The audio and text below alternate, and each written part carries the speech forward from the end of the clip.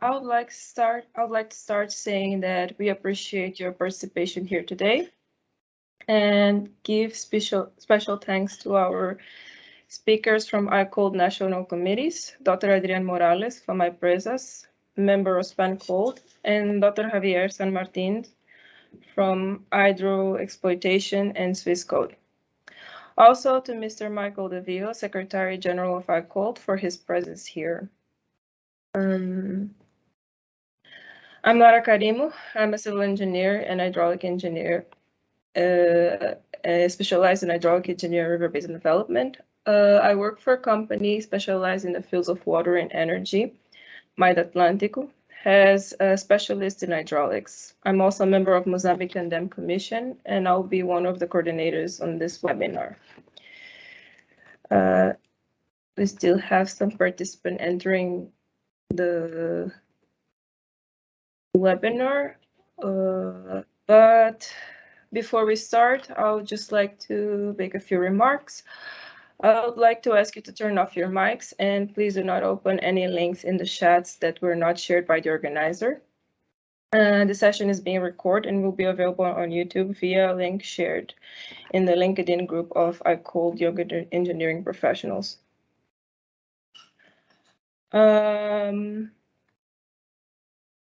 We would like to know who is joining this webinar. We still have now 39 participants, more than 40 participants. We would like to know who is joining us today. So if you could share your information in the chat, please share your name, institution, your position. This session will have a duration of 1.5 hours, as the program shown in the screen. First, we will have a welcome note from Mr. Michael De Vivo, Secretary General of ICOLD. Then we will have Mr. Elias Baptista, Chair of ICOLD YEF. He will share general information on the Young Engineering Forum, followed by Christian Auel from Münster Applied Science, from Münster University of Applied Science, and member of GermanCOLD, that will make a brief introduction to our speakers. We will then have a presentation from Dr. Adrian Morales from iPresas and member of SPANCOLD, and Dr. Javier Sanmartín from Exploitation, member of SwissCOD. Later, we will open the space for questions, and the webinar will be closed by Mr. Carlos Granel, President of SPANCOLD. So, let me see. Now I think I would like to invite Mr. Marco De Vivo, Secretary General of ICOLD, to open this session.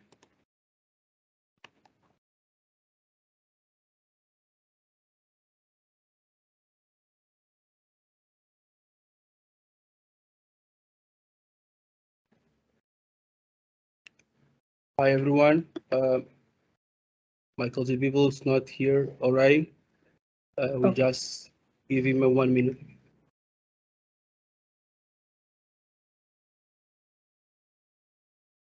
Okay, so in the meantime, please continue sharing your information. We really would like to know who is here participating in this webinar today.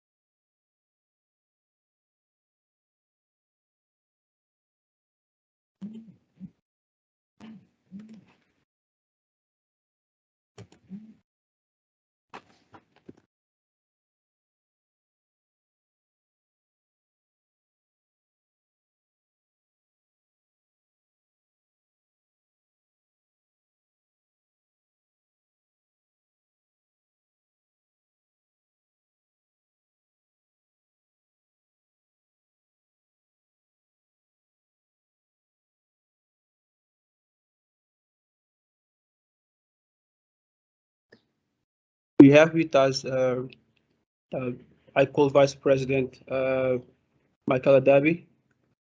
Michael, you can address some words to us.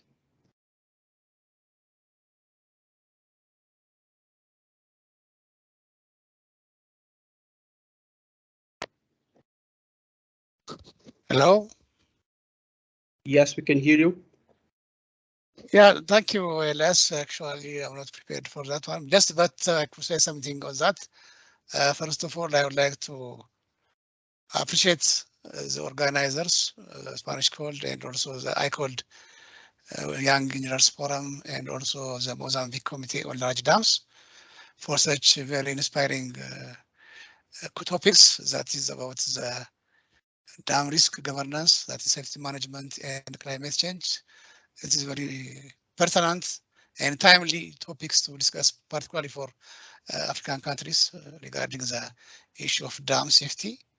So with this brief, I would like to thank all the organizers again and wish you a very fruitful discussions.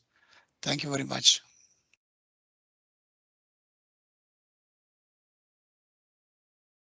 Okay. Thank you, Mr. Michael Bebe, for your brief introduction. I'd like to wait. I don't know if Elias, would you like to wait a bit to start your presentation, or can we start now?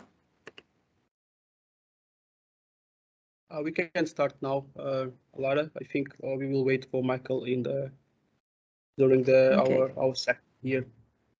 Okay, so let me share my screen now.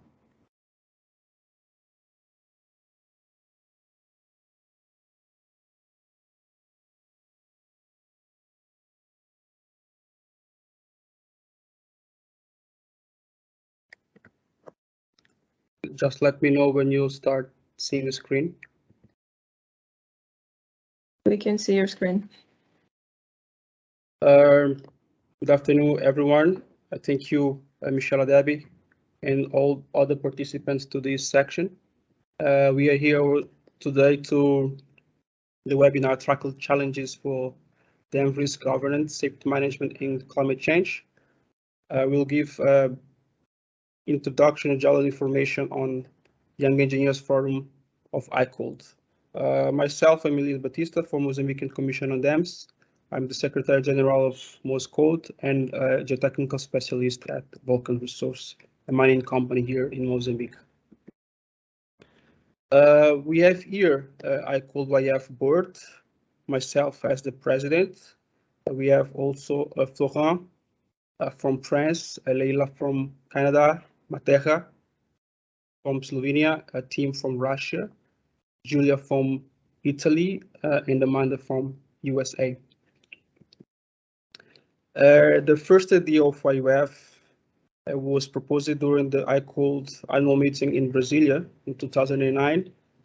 A group of young professionals approached to the board of ICOLD, and in 2010 the YEF was approved by the ICOLD board, and we had our first official meeting in 2011 during the annual meeting in Lucerne, Switzerland. Now we have 25 countries already established the YEF national committees. What is the vision and mission of ICOLD YEF? We have here the main objectives is to create network among professionals, not only the young, but with the more senior engineers also, provide an opportunity for knowledge transfer, inspire the young members to become members of their own national committees and to become members also of the ICOLD technical committees. We know that technical committees are the core of ICOLD, is there where all the bulletins and technical informations are elaborated by the members of ICOLD. The target group of the YEF is young people under 40, and we try to meet once a year during the ICOLD annual meetings. We have virtual meetings. We have also our LinkedIn group where we can share information among young professionals. We have organized several meetings with the board of ICOLD and with the board of YEF, and we starting these sections of webinar, which we think is a good opportunity for sharing experience among them professionals and not only. This is one of our meetings with the board of ICOLD. Michel de Vivo, who attended the section. We organized last year the webinar with Maria Gal from the World Bank, The Future of Freeware. It was a very successful event. And this year in March, we organized the webinar with in collaboration with SwissCOD. The commission and replacement of an arc gravity dam was also a very successful event, and we expected to continue this activity. We have had the participation of ICOLD President Michael Rogers during our event and colleagues from South Africa. YEF is a group of persons from different countries and elected during the annual meetings. And this year we will have 3 positions open in the board of ICOLD YEF. We have elections during the annual meeting that will take place in Marseille, France, this year and this month. Typical term, as I mentioned before, is 3 years. We prefer to include persons from countries where ICOLD meeting will take place. Geographic diversity is one of the requirements, and no more than 1 member per country. We have to thank you all for being here with us. We're expecting that we can have a great session today. We have some members of the board here. Mateja, I don't know if you want to say some words.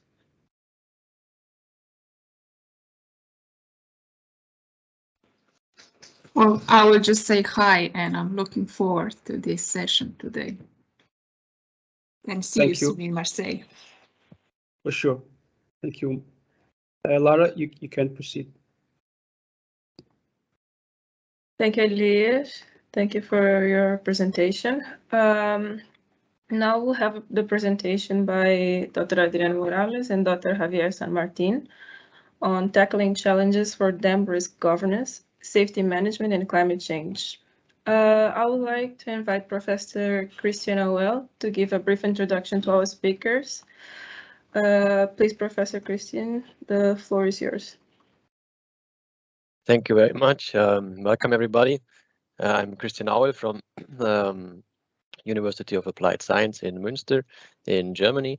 I'm also a member of the GermanCOLD and Vice Chair of the Sedimentation of Reservoirs Committee of ICOLD.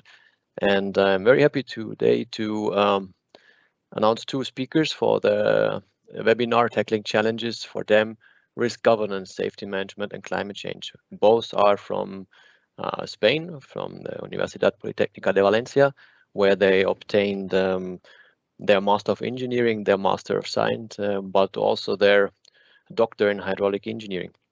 Adrián Morales Torres works as Technical Director in iPresas, Risk Analysis in Spain. He has more than 10 years experience in the field of dam safety management and worked on over more than 150 dams worldwide. Since last year, he is also responsible for the 300 state-owned dams in Spain. Javier Fluixá Sanmartín is working in Switzerland for Exploitation, and he just started recently, if I got that correct, working there. Before he was 7 years in the research center on alpine environment, both in the canton of Valais, and he also did his PhD in the same field on dam safety, and both will talk today in roughly 45 minutes about dam risk governance. The floor is yours. Welcome, and thank you. Thank you, Christian. We have Michel de Vivo here with us, just to say some words for the participants. Thank you. Your mic is muted, Michel. Now you can hear me. Yes, hello, yes. Everybody, young professional. I just have a very short time to talk with you. I am in an airport waiting for a plane. And I just wanted to congratulate you, Elias, and all the team of the young professional for your good job, and to encourage to continue. I see that you are more and more active, all the young professional. You organize many events, many webinars, and I will be very, very happy to meet you all who can in Marseille next week. So I know that you will organize several events in Marseille, that you will use ICOLD stand. We welcome you in the ICOLD stand to make it very active and very famous, as it will be unusual for ICOLD, but it will be a very great moment to share together. I wish you a very good webinar today, and I tell you, looking for you, a lot of you, next week in Marseille and the week after. Goodbye to all, Elias. Goodbye, and sorry for being so brief. Bye-bye. Bye-bye. Thank you. Your mic is off, Elias. Thank you, Thank you, Michel, Mr. for your presence here.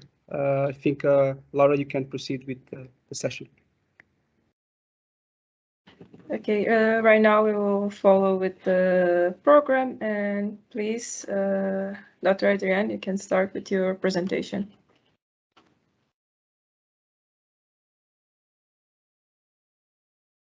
Okay, can you see my screen now?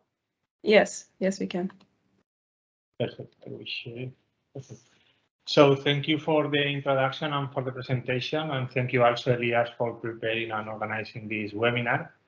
So in this presentation, we are going to explain how we have used risk assessment to evaluate the impact of climate change on dam safety, and then how we have used these results to inform decision-making and to make decisions on what rehabilitation measures could be made in the dams to adapt them to for climate change. So we have divided this presentation in 3 parts. First, I will speak about the risk assessment methodology and how we use it to analyze dam safety and to inform dam safety management. And then Javier Fluixá will explain how we have evaluated the impact of climate change within the risk models. And then finally, I will also explain what tools we are using finally to make decisions based on the results. So just a brief introduction about our company. We are a spin-off company of the Polytechnic University of Valencia, and our main focus and our main field of specialization is risk assessment applied to dam safety. So we have applied it in more than 60 dams worldwide in several countries, and we have also been researching in this topic for almost 20 years. So why we use risk assessment to inform dam safety? So in dam safety, as you all know, we have different topics. We have floods and hydrologic adequacy and hydrological analysis. We have earthquakes and seismic hazards. We have structural safety. We also have hydromechanical assets, how we operate gates, how they are maintained. We have inspection and monitoring, operational rules. We have also operational maintenance of the civil infrastructure itself, and also emergency action plans. So usually we have different reports and different analysis of each one of these topics independently. But the thing is that these topics are not independent.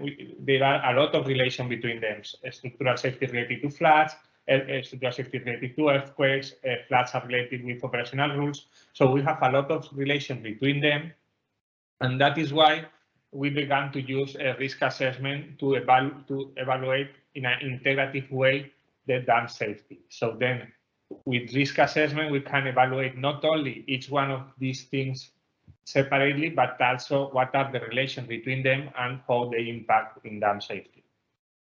So then when we are speaking about risk in dams, we will speak always as the combination of 2 things. Probability, that we will speak about failure probability of dams and failure modes and processes that could lead us to the failure of the dam. and then consequences. That there could be social consequences, economic consequences, or environmental. So yeah, this is really important because sometimes when we speak about this, we speak only about one of these two things. But to have a complete risk assessment, we will always speak at risk as the combination of probability by consequences.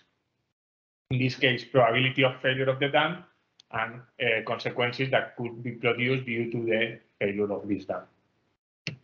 So yeah, risk assessment methodology has been used worldwide, and it began to be developed by the end of the 80s, beginning of the 90s in Canada, United States, and then yeah, it has been widespread worldwide. So as I showed you before, we have already also applied in several countries, and this methodology is being applied as a good practices to inform dam safety management and to make decisions.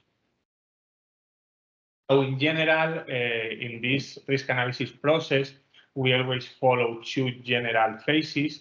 One, which is the qualitative phase, which is the most important one, and is where we identify what could happen in the dam. So we make what we call failure mode identification processes through a participative process with several experts, with the owners of the dam, and then we identify what could happen in the dam, also after a site visit to the dam.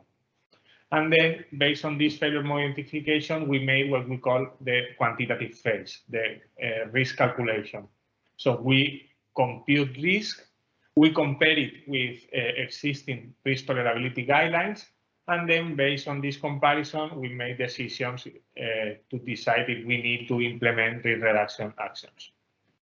So first, we have this first phase, the qualitative phase, where we identify failure modes. As I said, we made this identification through a participative process where we have different experts, different people that know about the dam owners, the people that is in charge of the maintenance of the dam, and then we put together all the inputs from all these people, and then we get the failure mode that we identify for each dam.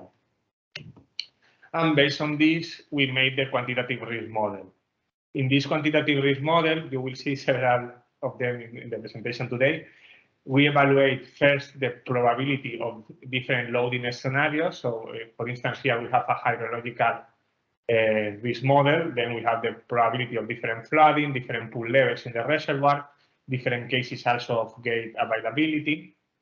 And then based on that, we estimate the system response. What is the probability of the different failure modes that we are going to analyze, that we are going to compute for this dam?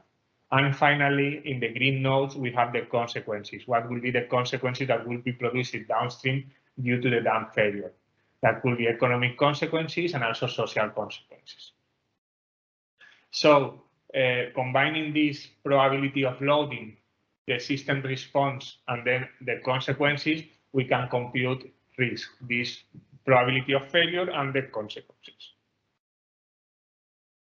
So if we go back to the first slide that I showed you, you will see that all the things that I explained before that are related to dam safety, all of them provide some inputs on some of the boxes in the quantitative risk model. So on the floods, the probability of floods, we introduce it in the first part of the risk model, on the loading part. Also the earthquakes, if we have a seismic risk model. The hydromechanical assets, how the gates behave, if they are available or not when the flood arrives, and the different operational rules.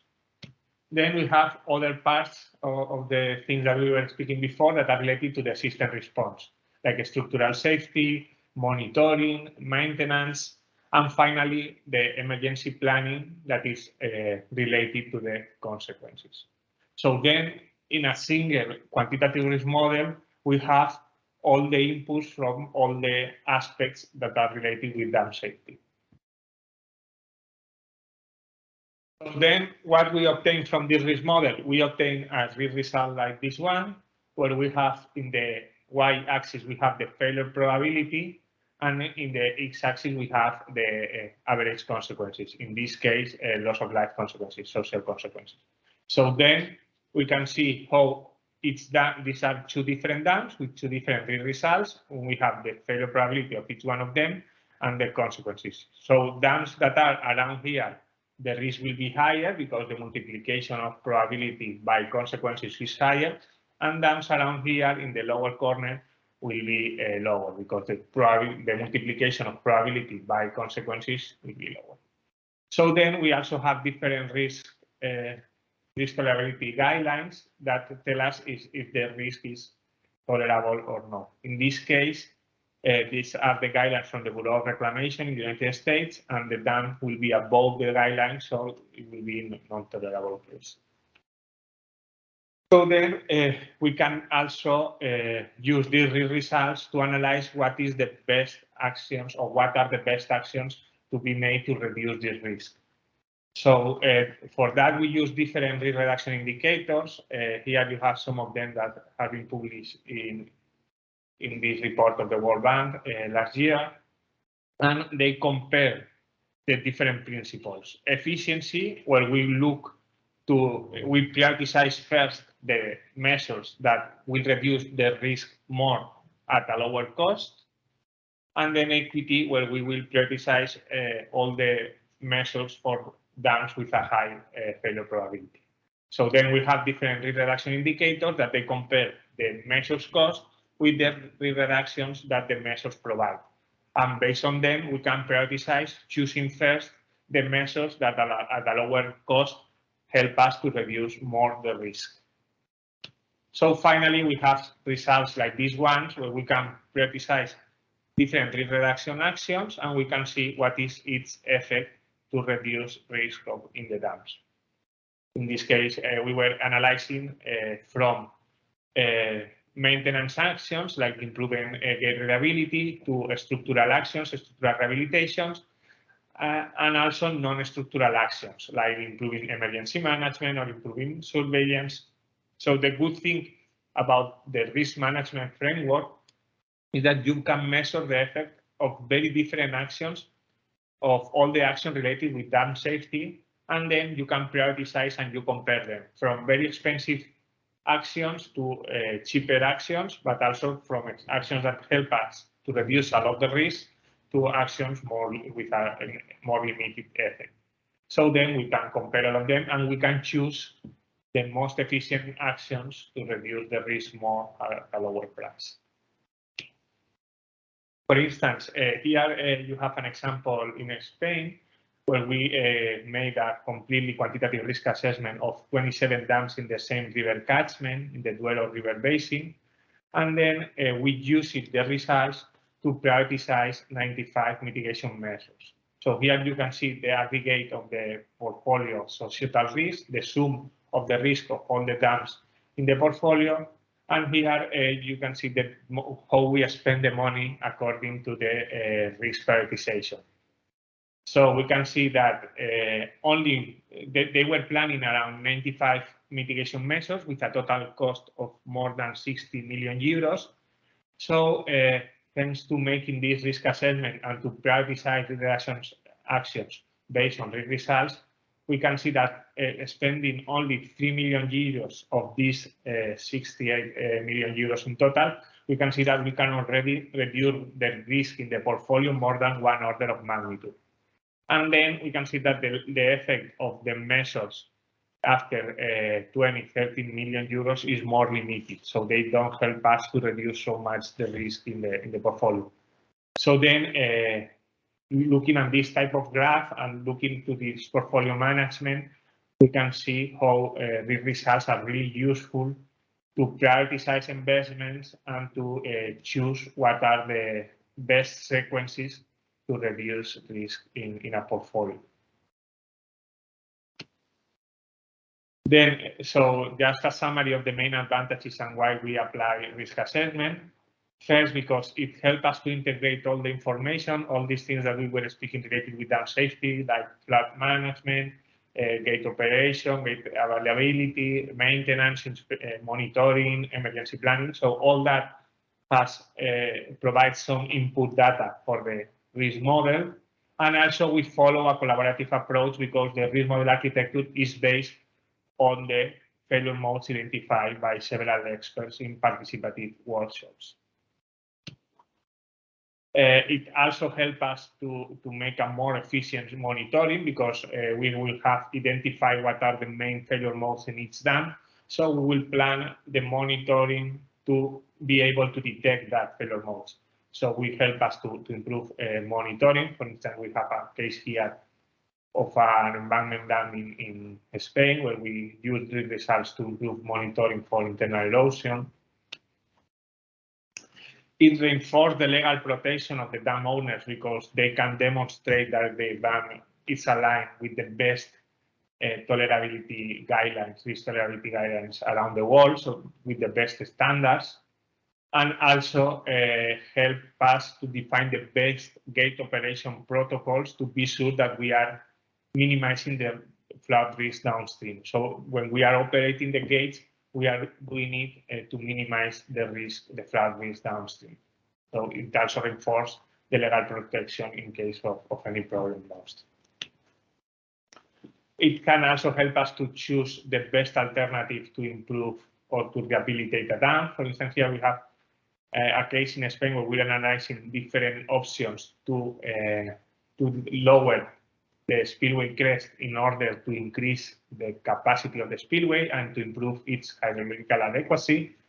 So here we show that comparing the different options, we didn't need to reduce so much the spillway crest. We could choose intermediate crest that is the most efficient option, and that will help us to have the dam aligned with the risk recommendation. And yes, and finally, just to say that in general, and one of the main limitations of this risk assessment is that we use to compute it for a specific time. We didn't analyze what is the time variation of risk along time. So that's why we began to make this research with Javier Fluixá to be able to analyze not only the risk today, but also how it can change a long time, including especially the effect of climate change. So I will let Javier to explain this part. Thank you, Adrian. And hello, everybody. So as Adrian has said before, risk analysis techniques can help us improve dams governance and increase their safety. And this has resulted in very interesting and useful applications in dams all over the world.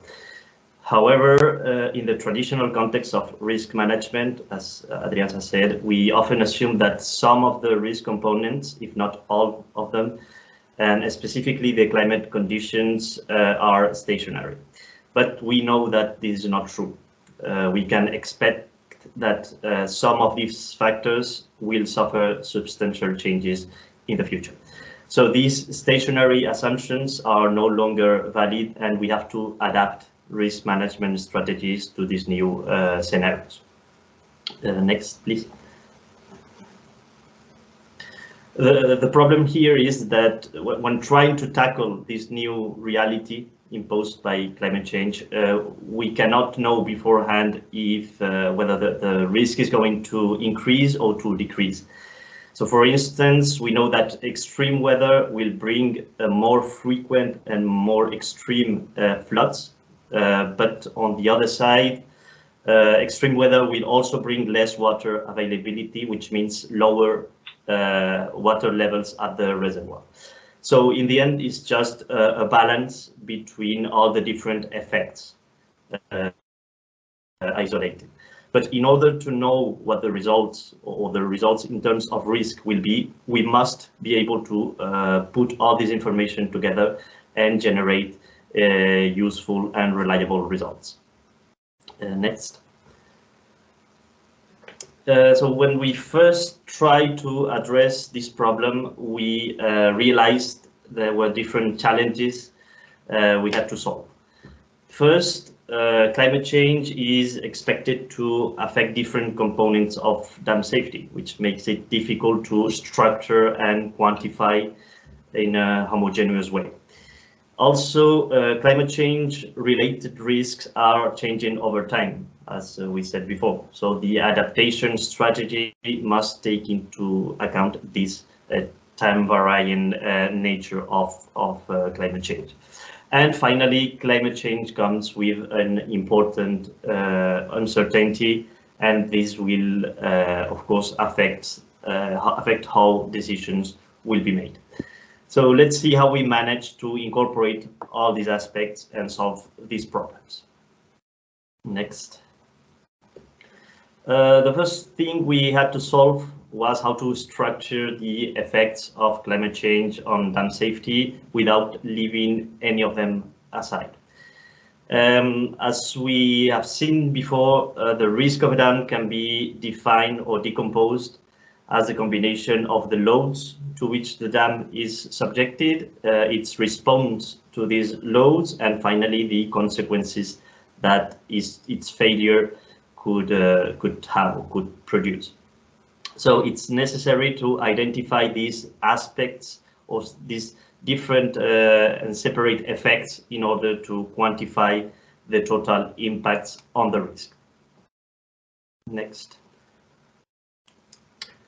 Fortunately, dam risk models are an excellent tool that helps us structuring these effects and assessing them in a standardized way, and especially covering all possible impacts. When we use them, it is easier to identify impacts on each component without leaving aside possible interrelations or possible impacts on each of its nodes.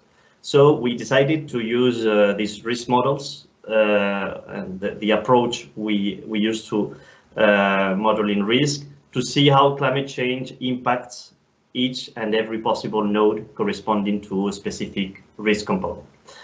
You can check the paper we published in 2018, where we included an extensive literature review on the effects of climate change on each of the nodes, and also on the techniques that are available to evaluate these effects. Next slide. Also, when we plan on implementing corrective actions to reduce risk, we have to take into account that these risks are not going to be stationary with time. So if we want to apply one of these measures, we must be careful, because otherwise we could invest in a measure that may not have the same efficiency in the future. That means if the impacts are going, we're trying to avoid become irrelevant, and the efficiency of the measure will decrease. And also the other way around, we could fail to invest in a measure that reduces risk that will take a certain time to become relevant in our portfolio. Next one. So in order to evaluate each measure, we estimate its cost for the entire period of analysis in the future, including cost of implementation, maintenance, replacement, etc., and also the benefits due to the reduction of risk. On the other hand, we also estimate the total benefit of reducing social risk for this entire period, estimated as the TSLS, or total statistical lives saved, for the same analysis period. And comparing both values, we can obtain the adjusted cost per statistical life saved, which is an efficiency measure of the risk reduction measure. And the lower this value, the better. Next one. Here, for instance, we can see that without corrective actions, risk will tend to increase with time. It is only with a well-planned program of risk reduction measures that we can control the safety levels of a dam, not only for the current situation, as Adrian explained before, but also for different time horizons in the future. Next. And finally, in the process of calculating the risk of dams, there are several uncertainties that accumulate one on top of each other, and uncertainties related to climate change are a big one. When we use different climate scenarios, these are a combination of global circulation models, regional climate models, and RCPs, or representative concentration patterns. And for each of these combinations, we get different impacts on the safety of the dam. So we have, for each combination, we have a different prioritization of the adaptation measures. So the question here is, how can we rank these decisions to be made when dealing with the full spectrum of possible scenarios? Next one. So the approach we choose was to use the so-called robust risk reduction measures, that is using or choosing measures that behave well for a wide spectrum of possible climate scenarios, which are based on the expected utility theory. And this will help us bypassing the problem of not knowing beforehand the probabilities assigned to each of the studied climate scenarios. Basically, what we do is that we try different probability configurations, and then we check what the resulting ranking of measures would be for each of these configurations. And finally, we select the most consensual sequence among all of them. You can also check a more detailed description of the methodology that we developed in our 2021 paper that you can see on your screen. Okay, so now let's see how the approach we have developed can be applied to a real case. Next slide. For the application of the methodology, we chose the Santa Teresa Dam. It's one of the dams of the portfolio Adrian was mentioning before of the Duero River Authority. It's a 60 meters high concrete dam with a spillway regulated by 5 gates and a bottom outlet, and also with an auxiliary dike that closes the reservoir, which is about 500 cubic hectometers. Next one.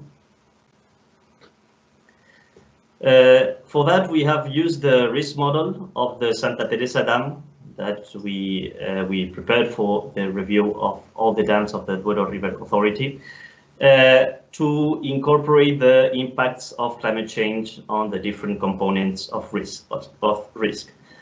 And in particular, we focused on the previous levels in the reservoir, the availability of the spillway and the bottom outlet gates, and on the incoming floods, but also the social and economic consequences, mainly due to the expected variation of the at-risk population. We also developed a hydrological model of the entire basin with the RSMINAP software. First, to calculate the series of water levels in the reservoir, and also to define the flood hydrographs entering the reservoir. Finally, the calculation of the risk model was done with the iPresas software, with which we obtained the risks and probabilities of failure for all the climate scenarios. Next one. So the results we obtain reflect the evolution of risk until the end of the century, as you can see on your screen, which of course depends on the considered climate scenarios. We can see how the results present an important dispersion, but in general, all of them show an increase of both the risk and the probability of failure compared to the present situation. But in this case, why is it that for higher emission scenarios like RCP 8.5 in red, we generally get lower risks than for RCP 2.6? because we can expect more extreme weather events for RCP 8.5 and thus higher floods. So why is risk behaving like this? Next slide. So as I said before, it's all a matter of balance. Some of the risk components will tend to increase the risk, in this case the floods, and others, like the previous water levels, will tend to decrease it. And if we want to understand a little more the behavior of the dam, we can use the risk model that we used to decompose the total risk into the contribution of each component and see their relative effects. And this is what we done, and with that we obtain lots of very interesting information. Here, for instance, we can understand why for higher emission scenarios like RCP 8.5, we can get lower risk. Even if the flood frequency is more or less the same and even higher than for lower emission scenarios, the fact that we have much less water on the reservoir will contribute to increase the overall safety of the dam. And this is an information that we could hardly have if we didn't have a risk model. Next slide, please. So once the risk is calculated with the iPresas software, it is necessary to assess it. That is, to define whether it is tolerable or not. So for this case study, we used the USBR tolerability criteria. Here we are going to study only the risk from one climate scenario, but that is representative for the rest of them. When we look at the risk results for 2019, which was the base case of our study, we saw that the risk doesn't indicate an urgent need for risk reduction measures because it is within the limits of the recommendations. But the risk is showing a progressive deterioration with time, and by the end of the century, as you can see, the risk will exceed the upper limit of the recommendation. So if we don't act, if we don't correct the situation, the risk will become increasingly intolerable. Next. So this led us to the definition of 4 risk reduction measures to counteract the effect of climate change. First, the implementation of the emergency action plan that will reduce the possible consequences of the dam failure, social consequences. Then the construction of a concrete wall along the dam that will provide a greater freeboard of the dam. Next, measure C is the reduction of the spillway's crest level, which increases its discharge capacity. And finally, the implementation of an improved maintenance program for spillway gates that will increase their reliability. So now let's see the effect of each measure on the risk and how we can rank them in order of efficiency. Next one. So now that the risk of the present situation is done and we have all these risk reduction alternatives, we redo or rerun the risk calculation, but this time assuming the implementation of each measure separately and combined. Here we see the effect of each of them in terms of probability of failure and risk over time, but only for one climate scenario. As I said before, the behavior is the same for the rest of them. And we see that even if every measure decreases the risk, of course, the long-term risk is going to continue to increase with time. Next one. And based on what Adrian said before, the definition of the efficiency of each measure in reducing the dam risk, and that for all the climate projections, we can try to make our decision on which of them should be implemented first, then second, etc. The results show that the first measure to be implemented is measure B, that is the concrete wall, then measure A, then measure C, and finally D. And here the interesting results here is that the prioritization of measures would have been different if we hadn't taken into account the effects of climate change. And that highlights the importance of this type of approach when dealing with long-term safety management. So next slide and final slide for me. Apart from the different papers that we have published and that you can see on the screen, you can also check the website climatechange-damsafety.com that we manage, and that contains these and other publications related to dam safety and climate change. So we encourage you to regularly check the content of the website and of all the updates we try to make. Thank you, and back to you, Adrian. Thank you, Javier. So okay, once we have made this analysis and we have analyzed how climate change can have an effect on dam risk and how we can use the results to prioritize reduction actions, we have developed a tool that I will show you now, that it's a cloud platform that we call it Natural Infrastructure Risk Manager. So the main purpose of this tool is to help dam owners, to help decision makers to use these results and their variation a long time due to climate change for decision making, which is finally the main purpose of any risk assessment. So then we have developed this tool that allows us to analyze risk now, but also to see which is its variation a long time.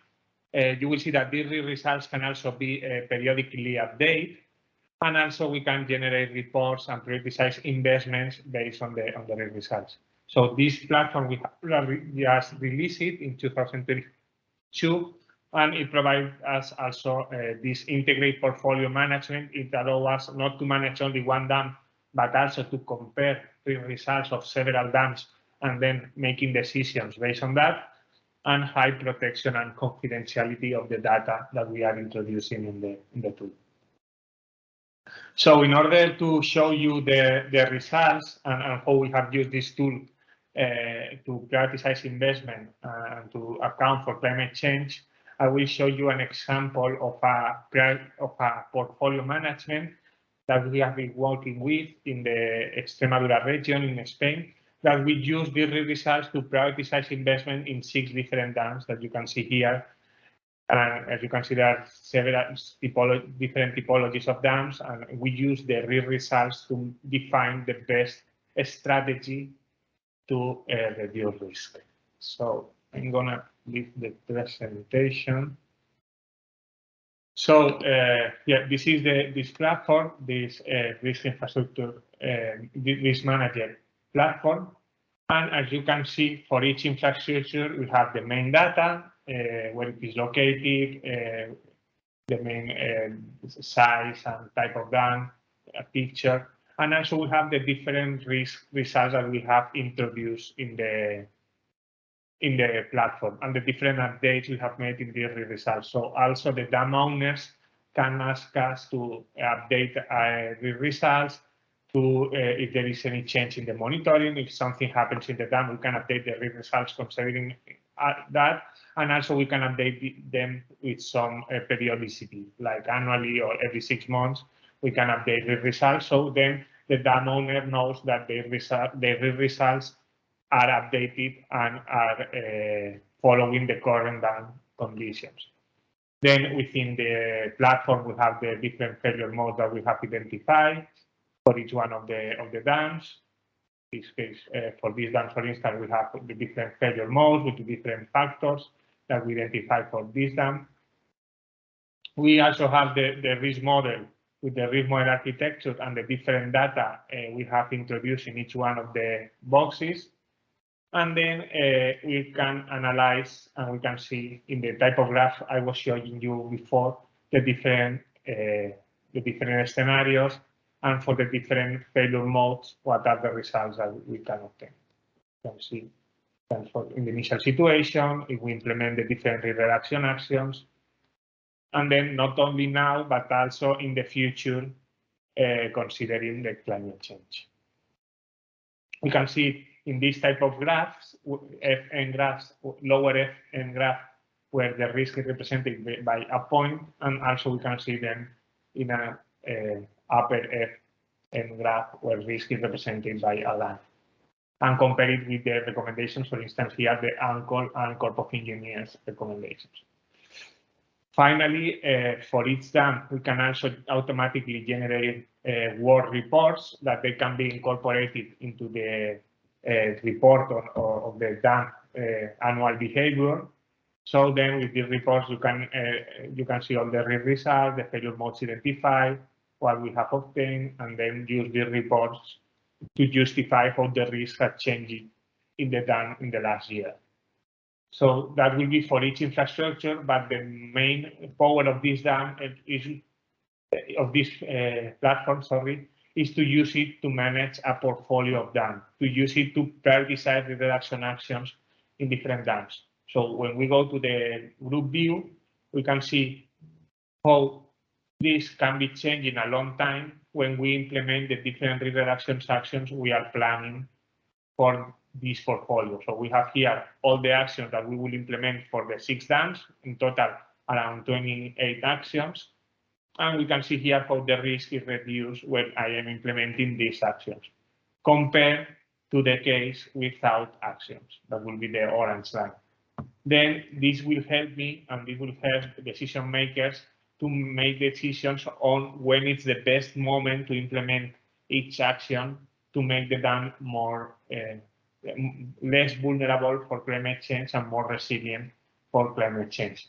So here in the y-axis, I can draw failure probability, but I can also draw social risk, and I can see how these actions will help me to reduce social risk. So I can see that, for instance, here, I will, following this plan, I will reduce most of the risk by 2030. And I can see also for each infrastructure how it will change. And in this type of graph, I can also see how the risk changes for each dam a long time. For instance, this is in our graph dam, and you can see how it changes. And I can see also what is the variation a long time.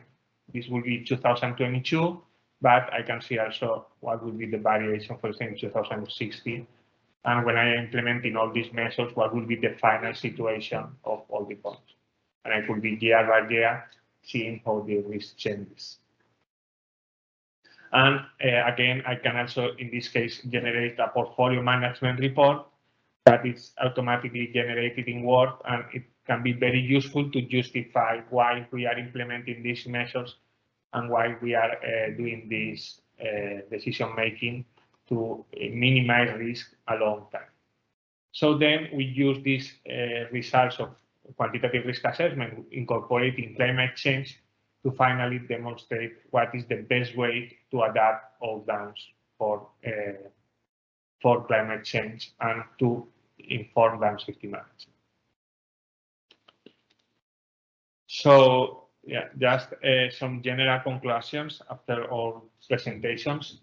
First, that dam risk is not something static, it's something that will change a long time. And we need to quantify that, and we need to consider that in decision making. Dams are structures that are designed to be there for a lot of years. So we need to take into account these changes in risk, not only because of climate change, but also because of changes in population, changes in the conditions of the catchment, changes in the dam itself. We need to consider all that in the decision making. So even though we have uncertainty on the impacts on climate change, we can consider that. We have, as Javier has shown, several tools to analyze it. And we can use the existing scenarios to make the best decisions. And then we can combine them to finally inform dam safety management and to combine risk assessment with climate change to finally make the best decisions to reduce risk a long time. So yeah, that will be all from our side. Thank you all for your attention, and we remain at your disposal if you have any questions or you want us to explain anything better or anything you want us to explain again. Okay. So we'll stop sharing the screen. Okay. Thank you, Dr. Adrian Morales and Dr. Javier Sanmartín, for your presentations. We really appreciate you sharing it with us today. I see now that we are ahead of our schedule, which is good, so we have more time for questions for the discussion. You can see now that we are more than 60 participants. Just to remember again that you can share your name, your occupation, location, and which institution you're affiliated to, so that we can know who is participating here in this webinar. Moving on with the program, I would like to invite Professor Christian Auel to moderate this discussion. We would have 15 minutes, but now I believe we have 25 minutes for the questions and answers. Everyone that has a question can raise their hand. You can also write your questions in the chat if we are approaching the end of the session and your answer wasn't, we weren't able to answer your question during the session. We will provide the answers in the ICOLD Young Engineering Forum LinkedIn. Without further ado, please, Professor Christian, the floor is yours. Yes, thank you very much for this very interesting presentation, Adrian and Javier. I assume there are plenty of questions, so please raise your hand and ask the questions. Who wants to be the first? Always toughest.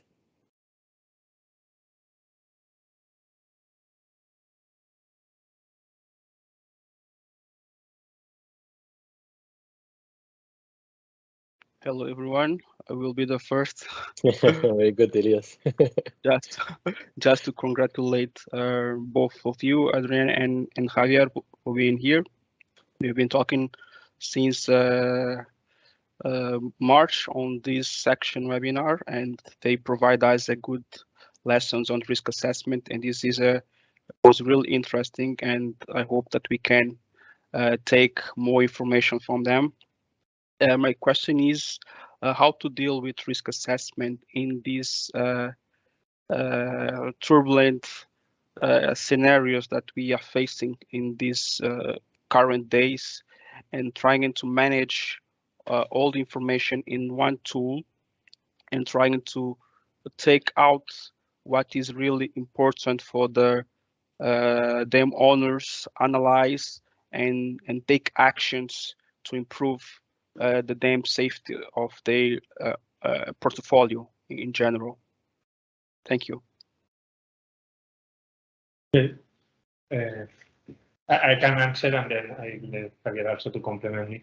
Yes, just is the main advantage of risk assessment, that it allows you to combine many different information that sometimes can be a bit can provide a lot of noise, because you have different reports with different recommendations, different topics not related or not recommendations that sometimes even they can fight between them.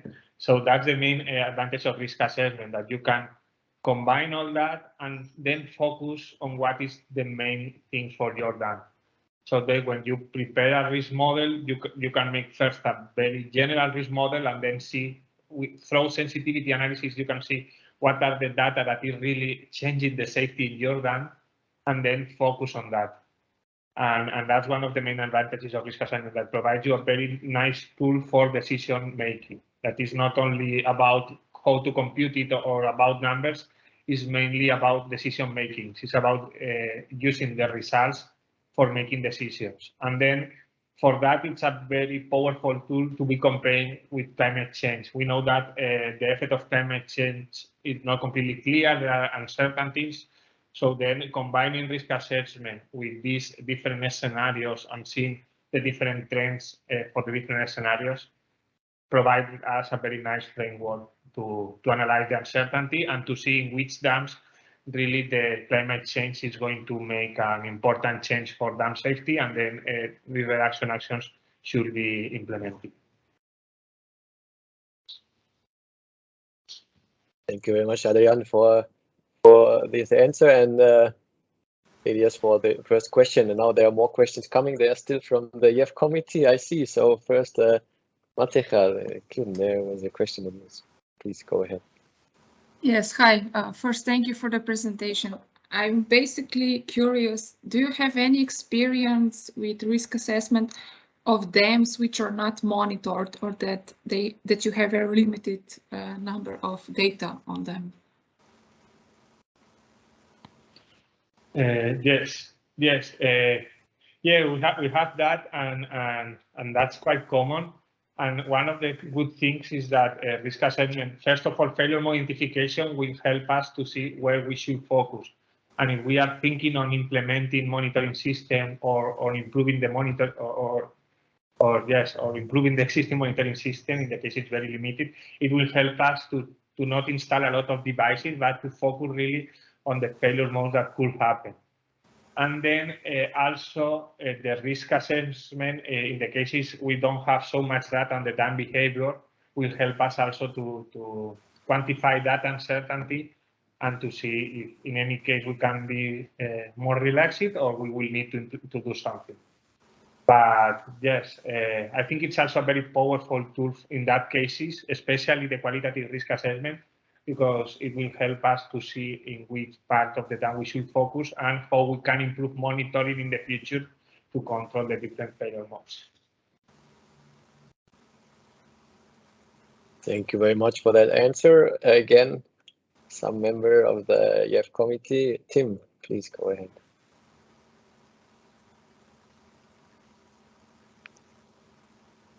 Maybe if you don't have a microphone. Can you hear me? Yes, hello? we can hear you. Hi.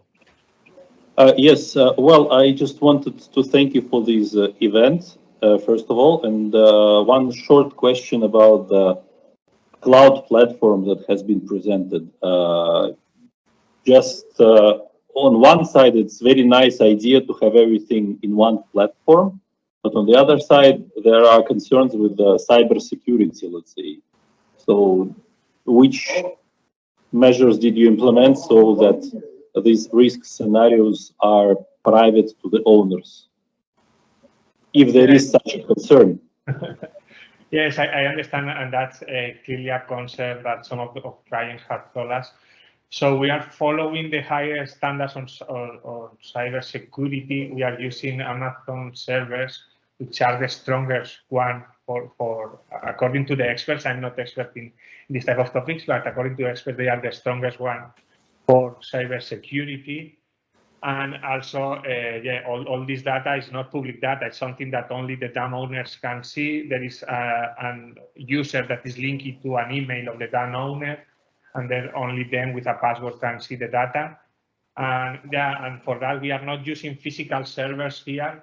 We were speaking also about that with different experts, and they told us that the safest option now is to have cloudless servers, in this case in Amazon servers, which are the safest one and the most powerful against cyber attacks.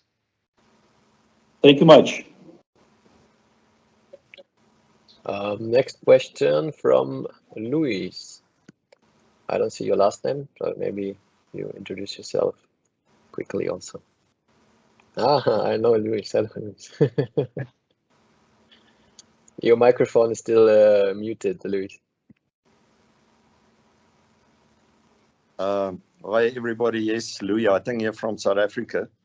Thanks a lot for this this very interesting presentation, and also for the way of ICOLD to actually run this and allowing some grey beards like myself also to listen to this. But yeah, Adrian and Javier.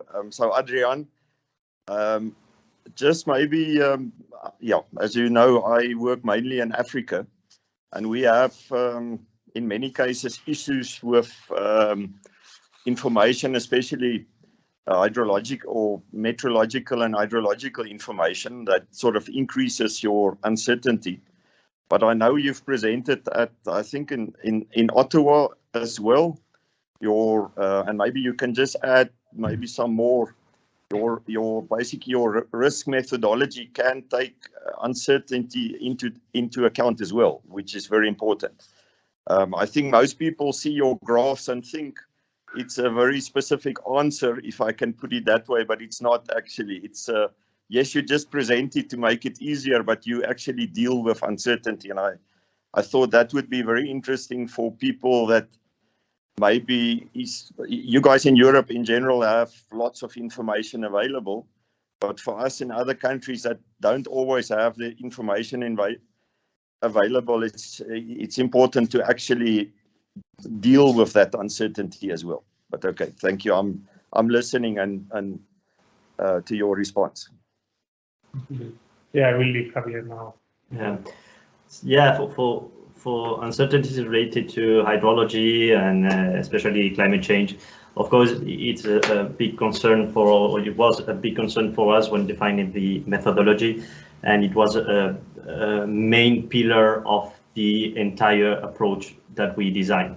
And even if here in Europe or in certain countries in Europe, we can have more information related to climatology, there still are a lot of things we don't know about the future. So we didn't want to go into too much detail when presented what we did, but indeed we used something to avoid, or not to avoid, but to take into account these uncertainties to make robust decisions.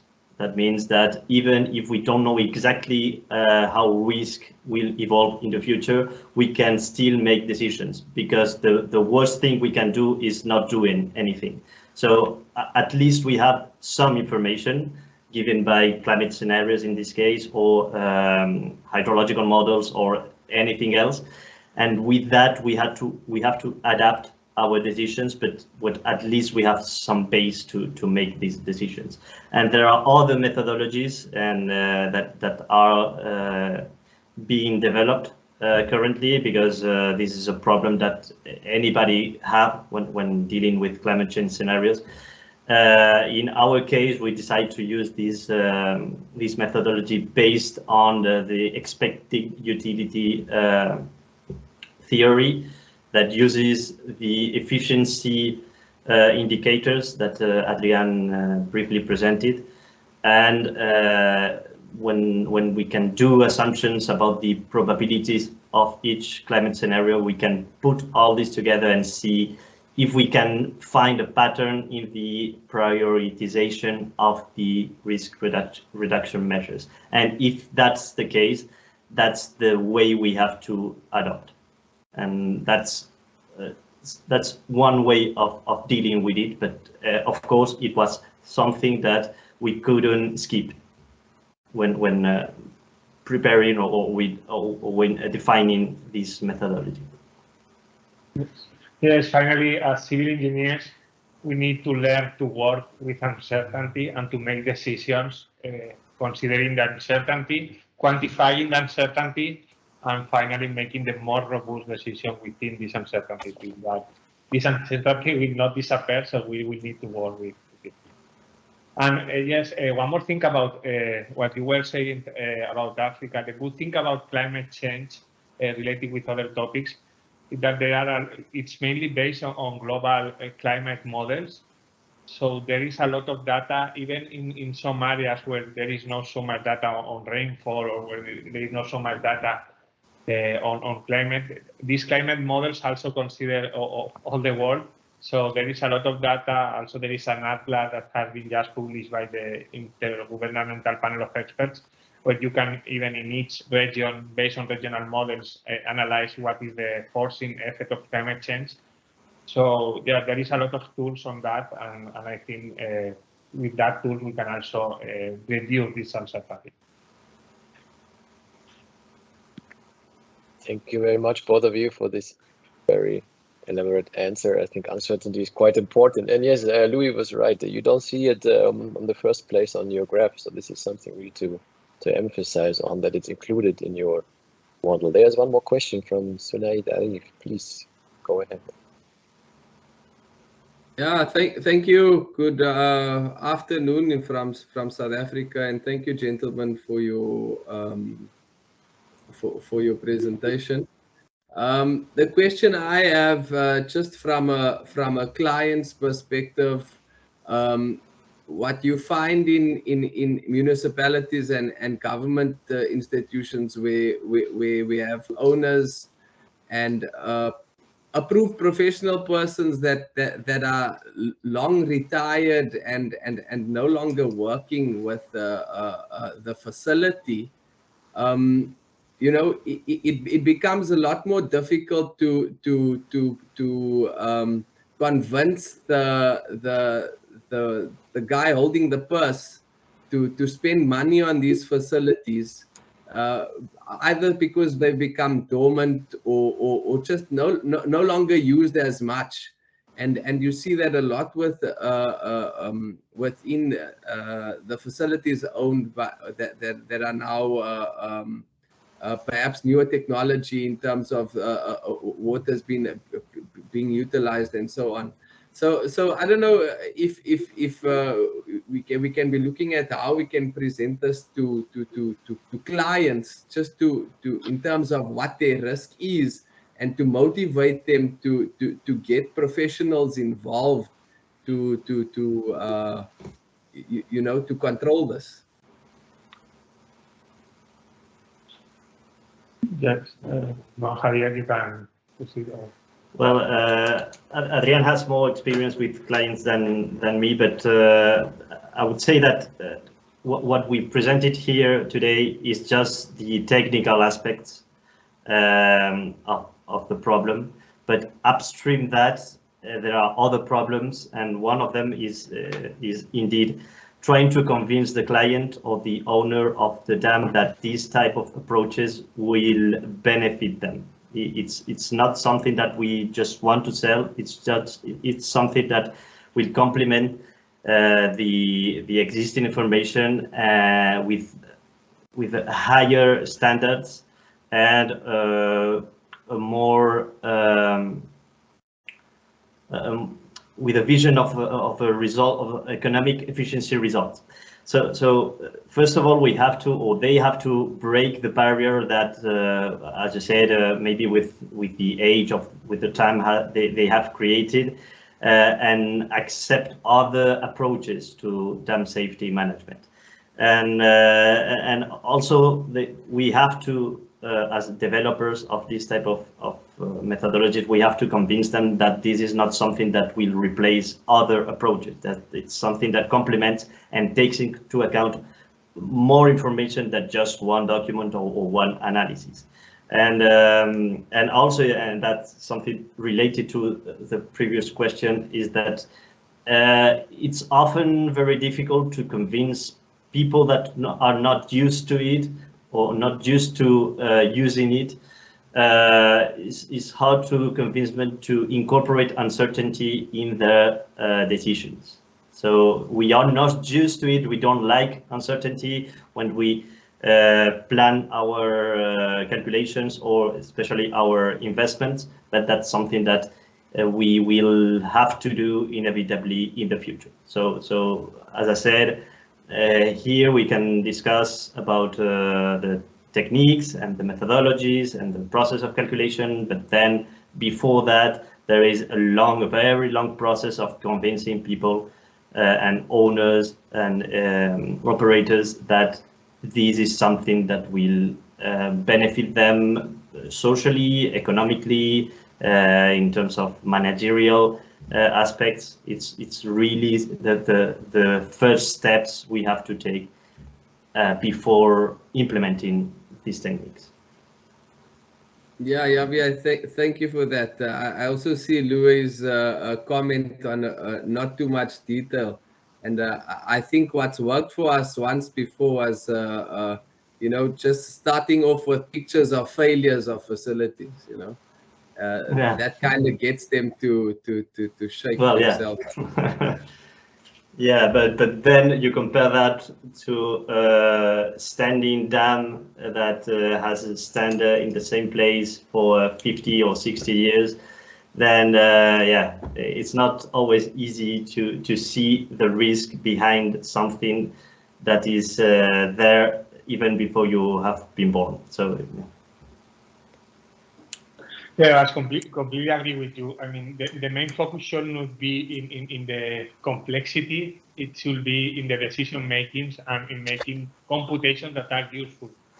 And the good thing about these methodologies is that it's a very easy way to present the decision makers and to present the potential clients or the dam owners why they should make the investments and why they should prioritize in this way, and how they can see the effect of their investments in the production. So it's not, I mean, the numbers are only computed because they are useful for decision making, but the main focus should not be in the complexity or in the numbers. It should be in the decision makings and making analysis that are useful for that. Thank you so much, gentlemen. Thank you. Thank you very much for that. Very good question also. Are there any more questions? I do not see any more hands, do I? There was one in the chat of this team, right? Tim, he asked the question already on the video. That's the same question about the cloud platform security. Yes, I had a question. I'm Christine. So we know that one of the effects of climate change is the increase of extreme rains. We know that thanks to regulation and surveillance of dam, we can deal with increase of floods because we have various solutions that could be structural or non-structural, increase capacity of spillway or change operation rules. But the effect of extreme rains can be very damageable for earth dams or dikes. And so I would like to know if you already made some risk analysis, including climate change, on earth dam or on dikes, and how you consider this risk of extreme rains. Thank you. Yeah, well, for the study case we presented, we just had the dam was a concrete dam, and the dike closing the reservoir was also a concrete dam. So we didn't have to deal with this problem, but that's something that we contemplated when defining the first review article, where we listed all the possible components of the dam risk that could be affected by climate change, and one of them was the degradation of the slopes of earthfill dams because of the changes in the weather regime. Yes, but I think Javier, I think Christine is also asking if we have considered the change in the probability of extreme events, of flooding events.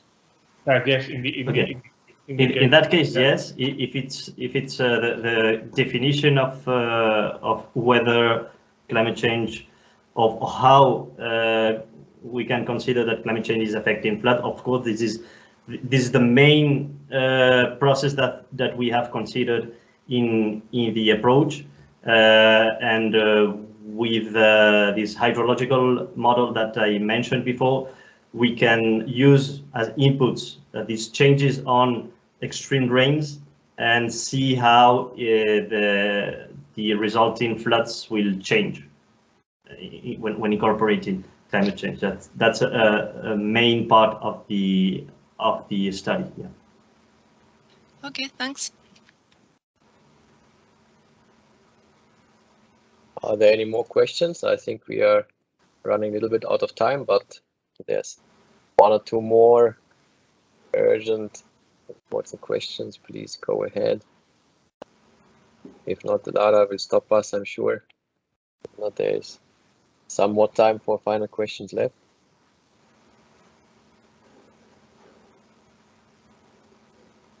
So I think we talked already 25 minutes, if I'm not wrong. So thank you very much for that discussion, for the very good questions and the even better answers on that. I give over to Lara again. Thank you. Thank you very much. Thank you, Christian. Thank you, everyone, for participating in this discussion, for sharing your questions. Again, this session will be available on the ICOLD Young Engineering Forum LinkedIn. I just want to ask Elias if you want to add something else. Just to say that thank you all for being here. We have the board member of ICOLD YEF here presented, the majority, and thank you for being here, and many other ICOLD colleagues from Canada, from South Africa, and Spain, and many other countries. Thank you all, and I think we can proceed. Okay, thank you. To close this webinar, I would like to invite Mr. Carlos Granel, President of SPANCOLD. Please, the floor is yours. Hello, thank you very much, Lara.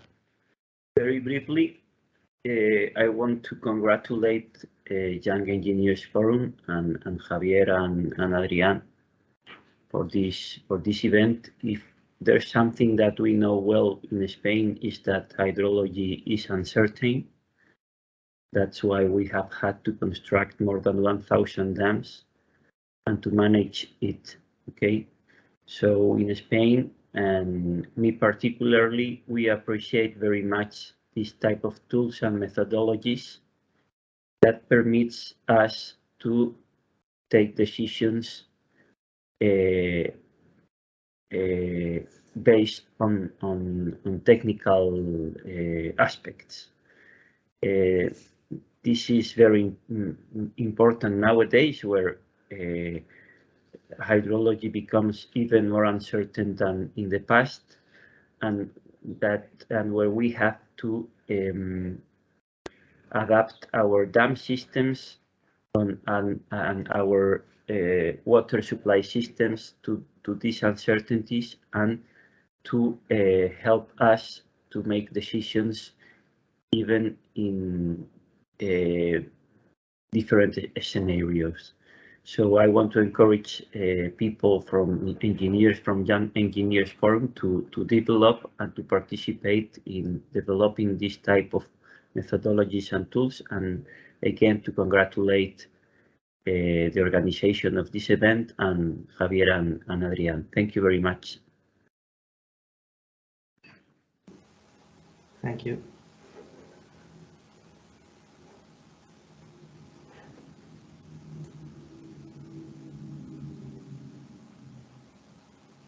Thank you, Carlos. Lara, anything to add? You are muted, Lara.